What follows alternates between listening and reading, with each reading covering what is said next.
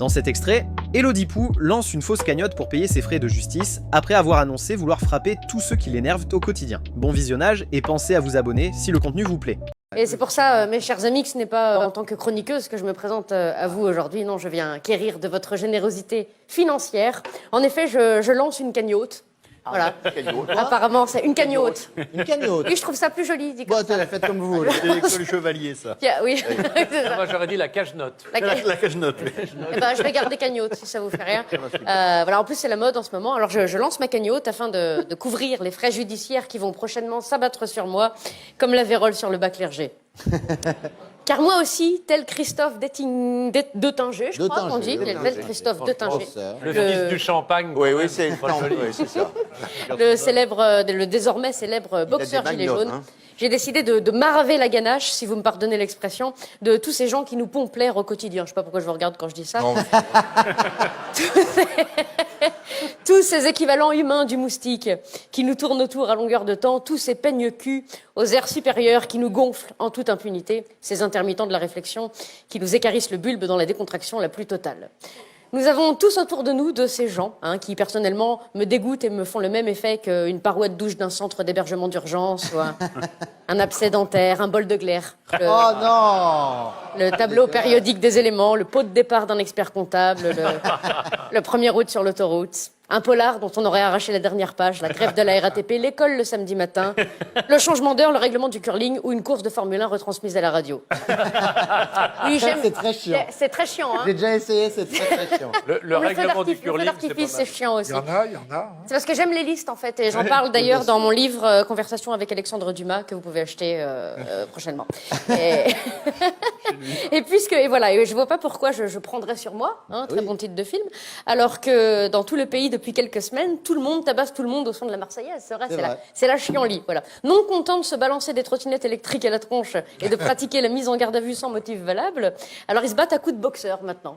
Pas le sous-vêtement, hein. Le mec autour.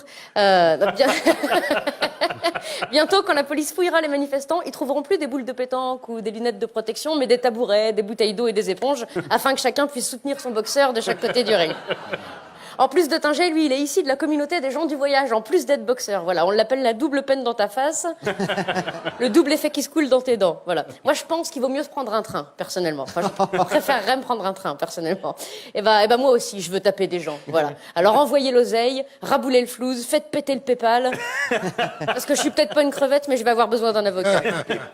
Et un avocat, c'est cher, c'est pas Monsieur Savoie qui dira le contraire. Voici donc la liste non exhaustive de ces gens dont je compte débarrasser la surface de la Terre très prochainement et à qui il ne restera plus comme amusement qu'à extraire leur chicot dans le parquet à la pince à épiler. Attention, c'est parti, sont nominés. En 1, les gens qui te parlent en collant leur visage à 2 cm du tien. Ça, je sais pas ce que vous en pensez, mais moi je dis non. Quand on a une haleine à décorner les cocus, on fait comme à la poste, on respecte la limite de courtoisie. En 2, les gens qui n'attendent pas que tu sortes du métro pour rentrer dans le métro. Et qui visiblement n'ont pas acquis dans leur petite enfance les notions de plein et de vide.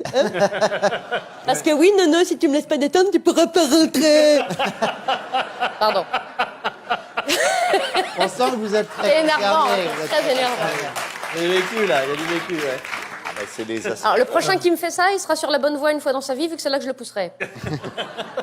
En 3, les parents qui disent des phrases de parents. Voilà, parce que je conchis les phrases de parents. Voilà, des phrases préécrites depuis 1000 ans que tu ressors à tes mômes une fois que t'en as.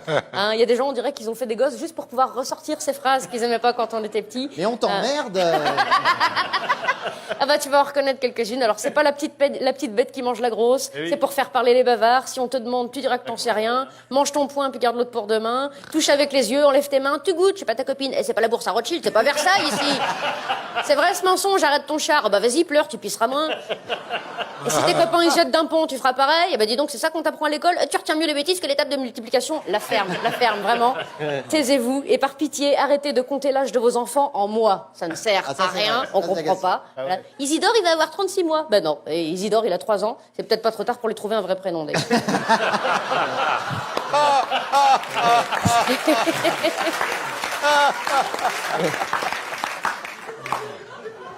On en connaît. À 4. En 4, les conseillers financiers de la banque postale. Parce que non, la poste n'est pas une banque. Hein, c'est deux choses différentes. Et c'est pas parce que votre mère est aussi votre sœur qu'il faut tout confondre. En 5, les téléspectateurs de cette émission ou d'autres qui m'écrivent pour me dire que je suis en surpoids et que je possède un double menton. Non, Si, et à qui je réponds qu'en fait, chez moi, j'ai des miroirs, donc je suis au courant et je vous emmerde.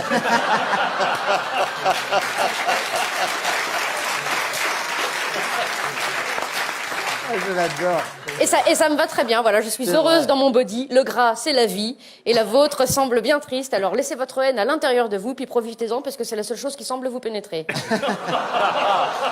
Bravo.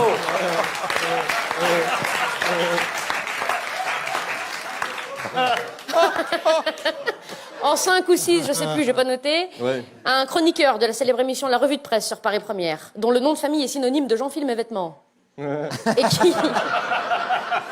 Et qui, non content d'être le père caché de la célèbre Kimberley, se permet d'interrompre ses collègues de manière inopinée, à l'aide de termes graveleux pour amuser la galerie. Non, je rigole, celui-là, on le garde.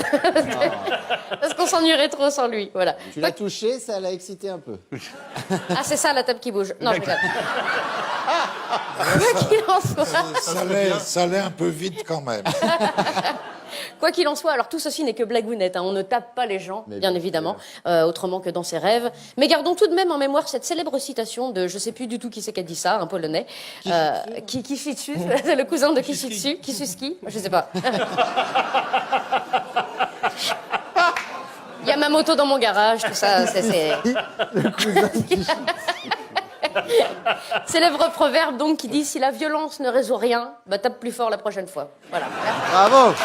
Et n'oubliez pas de vous abonner.